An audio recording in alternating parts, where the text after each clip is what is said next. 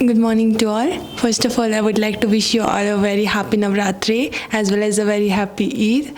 So, sir, my first question to you is regarding Eid. Like it's said, like in Eid is like celebrated due to the end of Ramadan, and basically the people they end their fast. It's also called as sweet Eid as well as the festival of breaking the fast. So, like when the people they break their fast, so they just like kill the animals and distribute them among different kinds of like people because they like gather together and they eat such kind of thing. So what do you think? Is it good to like kill the animals during Eid? It is said that जो ये ईद उल फितर है, ये मीठी ईद इसलिए माना जाता है कि मीठी का मतलब है कि भाईचारे का प्रतीक है, कि सबके साथ भाईचारा होना चाहिए, ना सिर्फ आदमी का आपस में, ना सिर्फ लोगों का आपस में भाईचारा हो, बल्कि अन्य जीवों के साथ भी हमारा भाईचारा होना चाहिए। जिस प्रकार से हर प्रकार के व्यक्तियों का, मनुष्यों का, आदमियों का अधिकार है यहाँ रहने का, इस धरती पर जीने का, उसी प्रकार से जानवरों का भी अधिकार है। तो मैं तो यह जानता हूँ कि मुस्लिम भाई खुद ही जागृत हो जाए, अपने आप को देखें कि क्या जीव दया नहीं उनको आनी चाहिए, क्या उनको दूसरे जीवों की हत्या करनी चाहिए या नहीं करनी चाहिए। लेकिन बहरहाल तो मैं यही कहूँगा कि ईद उल फितर जो है, जहाँ तक मैंने समझा है, यह मीठी ईद है। इसका मतलब ये होता है कि हमारे समाज में भाईचारा बढ़े, प्रेम बढ़े, सौहार्द बढ़े और सेवा का भाव आगे जाए। ऐसा कहते हैं कि इस ईद को मनाने का मकसद ये है कि मनुष्यों में सेवा भाव आए। Sir, my question is, what is the significance of fasting during Ramadan? I think fasting during Ramzan is again to evolve ourselves spiritually. It is after all the festival of cleansing our soul. It is after all the festival of spiritualism. जैसा आपने देखा कि नवरात्रे चल रहे हैं और नवरात्रे यह दूसरा नवरात्रा है, तो जब आप इन नवरात्रे में देखते हैं तो ये बहुत सात्विक रहते हैं। हो सकता है इन नवरात्रों में भी जीव हत्या की जा रही हो, कई जगह की जाती हैं, तो सबको देखना चाहिए, हिंदुओं को भी मुसलमानों को भी देखना चाहिए कि जितना ज़्यादा से ज़्यादा हो सके हमें सात्विक रहना चाहिए। क्योंकि नवरात्रे हो या ईद हो, इनका जो मूल उद्देश्य यही है कि मनुष्य को मनुष्य बनाना है, मनुष्यों में सात्विकता को जगाना है, मनुष्यों में सेवा भाव पैदा करना है, मनुष्यों में मानवीय मूल्यों को जिंदा रखना है, मनुष्यता को जिंदा रखना है। तो अगर हम फास्ट करते हैं, इसका मतलब है कि हम अपनी जो हमारी इंद्रियां हैं उसको हम शुद्ध करते हैं, इंद्रियों को हम नियंत्रण में लाते हैं, वश में लाते हैं। और जब हमारी इंद्रियां अपने वश में होती हैं तो हमारा चित्त शुद्ध होता है, और जब हमारा चित्त शुद्ध होता है तो हम सात्विक हो जाते हैं। सात्विक हो जाते हैं मतलब हमारी आत्मिक शुद्धि होती है और हम में आत्मीयता आती है, भाईचारा आता है।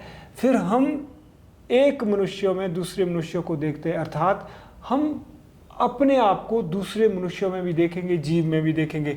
फिर हम वृक्षारोपण भी करेंगे, फिर हम सफाई अभियान में भी आगे आएंगे, फिर हम इस धरती को बचाने के लिए भी आगे आएंगे।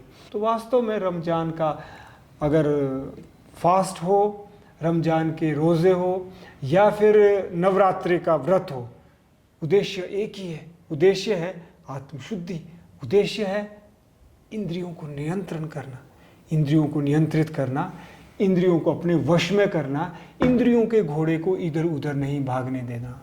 ठीक है, अगर सृष्टि सौंदर्य बोध के नाम से थोड़ा सा फैशन करती हैं, अच्छी बात है कि हेमंत सौंदर्य बोध के नाम से, एस्थेटिक सेंस के नाम से थोड़ा सा टैटू छुपाते, यहाँ पे टैटू थोड़ा सा यहाँ पे टैटू बनाते, तो ठीक है।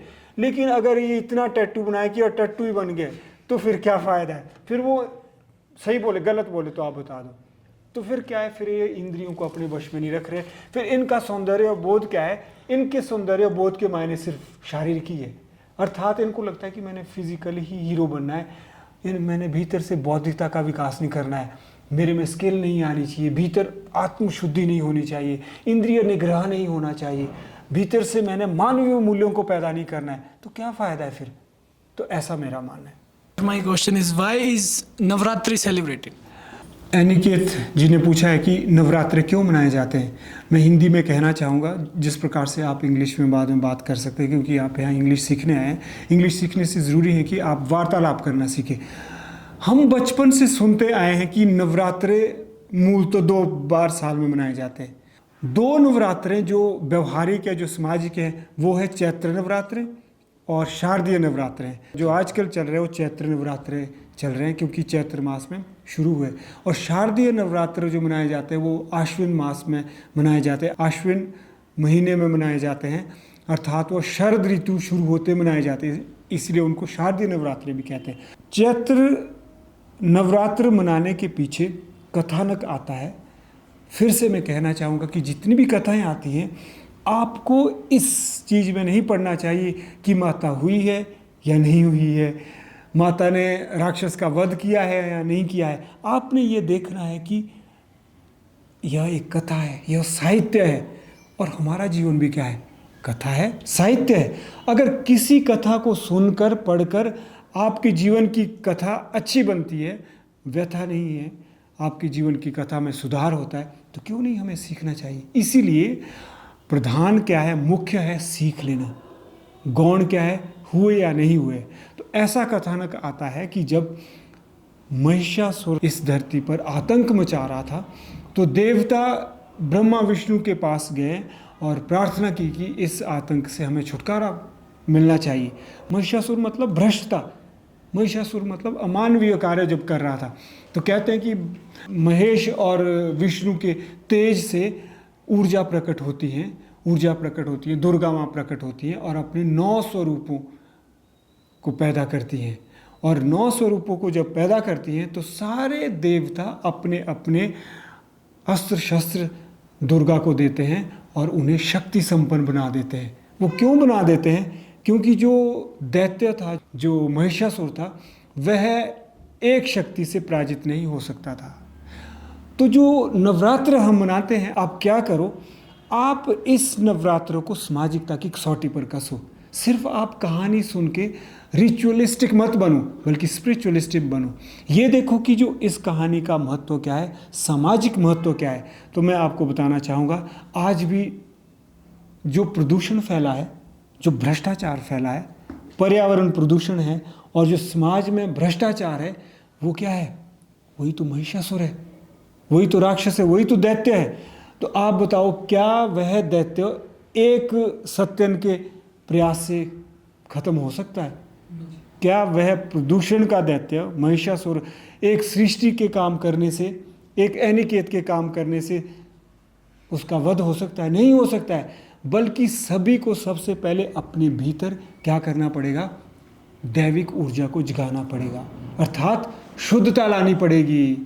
तो जो नवरात्र का सामाजिक महत्व यह है कि आओ अपने भीतर शुद्धता जगाएं, अपनी इंद्रियों को वश में करें, अपने चित्त को शुद्ध करें, और जब हमारे भीतर वो ऊर्जा आएगी, फिर मिलकर हम इस प्रदूषण नामक महिषासुर को, प्रदूषण नामक दैत्य को मिलजुल कर मार सकते हैं।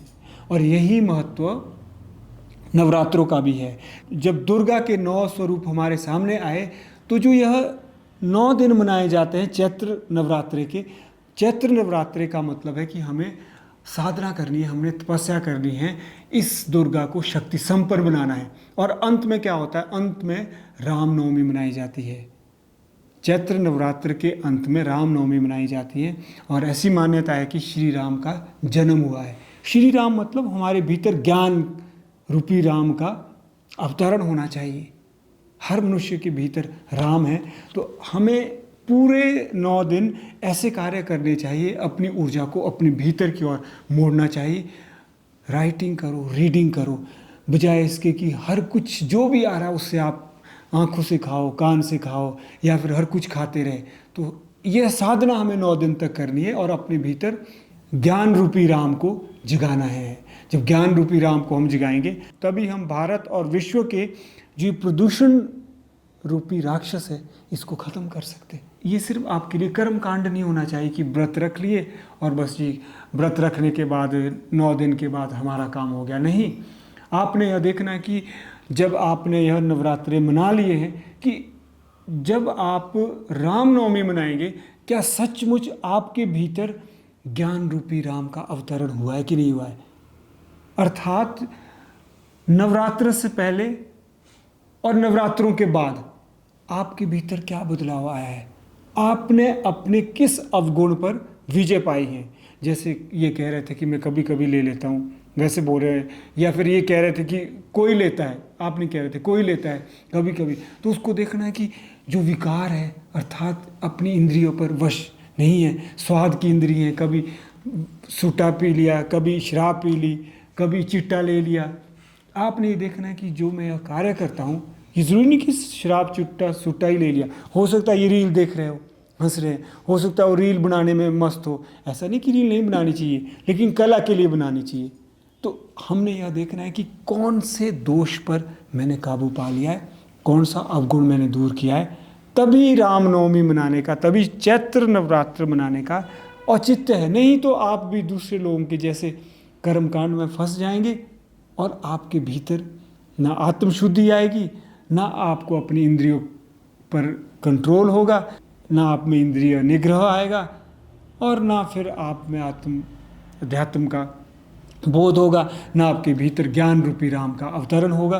फिर आप नॉर्मल सी जीवन जियोगे, खाने से थोड़ा सा स्वाद आएगा, सुनने से भी स्वाद आएगा, कुछ अच्छी पिक्चर देखने से भी स्वाद आएगा, लेकिन जो भीतर एक आत्मीय आनंद है ना, आत्मा का आनंद है, जो मज़े आ जाता है, शांति आती है, निर्भीकता आती है, निश्चलता आती है, जो जैसे चल रहा है वैसा चलने की करने की योग्यता आती है, जिससे भीतर प्रक्रिया परक बनता है इंसान। प्रक्रिया परक मतलब प्रोसेस ओरिएंटेड बनता है, रिजल्ट ओरिएंटेड नहीं बनता कि हम सफाई कर रहे हैं, पूरा भारतवर्ष साफ होगा, रोने लग गए, विश्व साफ हो जाए, नहीं होगा फिर सफाई करना छोड़ दिया, नहीं, अपना काम करते रहे, ऐसे भाव आ जाए। ऐसा कुछ रमजान मनाएं, ऐसा कुछ हम नवरात्र मनाएं, ऐसा कुछ हम ईद उल फित्र मनाएं, तभी फ़ायदा है इन पर्वों को मनाने का। नहीं तो यह क्या हो गया, अध्यात्म कर्मकांड में फंस जाएगा। चाहे वो ईद उल फित्र मनानी है, चाहे नवरात्र मनाने हैं, आपको इंद्रिय निग्रह की ओर अपने को ले जाना है, अर्थात अपनी इंद्रियों को वश में रखना है, आत्म को शुद्ध करना है और अपने भीतर जो चेतना है उसको जगाना है। बस मैं ये कहना चाहूँ। नवरात्रे आजकल चले हुए, तो सर लोग इन 9 दिनों में सर ऐसे बोलते हैं कि मतलब लोग बड़े पॉजिटिव होते हैं, शराब नहीं पीनी, ये नहीं करना, वो नहीं करना, तो सर ये 9 दिन ही क्यों होता है सर? ये तो 365 डेज होना चाहिए सर। बहुत अच्छा इन्होंने प्रश्न पूछा है, बहुत अच्छा इन्होंने प्रश्न पूछा है हेमंत जी ने, कि ये 9 दिन क्यों ऐसा होता है, 100 दिन क्यों नहीं होता है? वो इसीलिए होता है कि मनुष्य स्वाभाविक तौर पर कमज़ोर होता है, कमज़ोर होता है, वो हर रोज़ कुछ नहीं कर सकता है। ये जो नवरात्रे, शायद मुझे ऐसा लगता है जो हमारे पूर्वज थे उन लोगों ने बड़े सोच समझ कर ये पर्व की स्थापना की होगी, क्योंकि मनुष्य कमज़ोर होता है।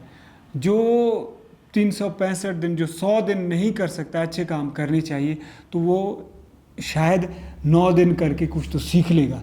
और हमारे सामने, जैसा मैंने आपसे कहा कि हमारा लक्ष्य यह होना चाहिए कि क्यों हम 9 दिन ही रहे, क्यों ना 100 दिन तक करते रहें। तो कोशिश कीजिए, आप जब आप 9 दिन कर सकेंगे, 100 दिन तक भी ज़रूर कीजिए। लेकिन एक चीज़ ज़रूर आप ध्यान में रखें कि अध्यात्म को, धर्म को, पर्व को, अपने अपने पंथों के ज्ञान को जहाँ जहाँ आप जुड़े हैं, आप सामाजिकता की कसौटी पर ज़रूर कसो।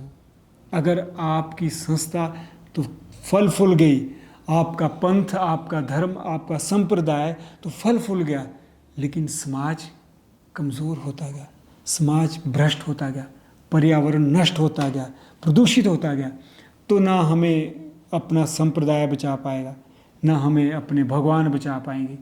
इसीलिए हमें क्या करना है, हमें अपने जो पर्व है, जो 9 दिन आप कह रहे हैं कि 9 दिन भी मनाने हैं,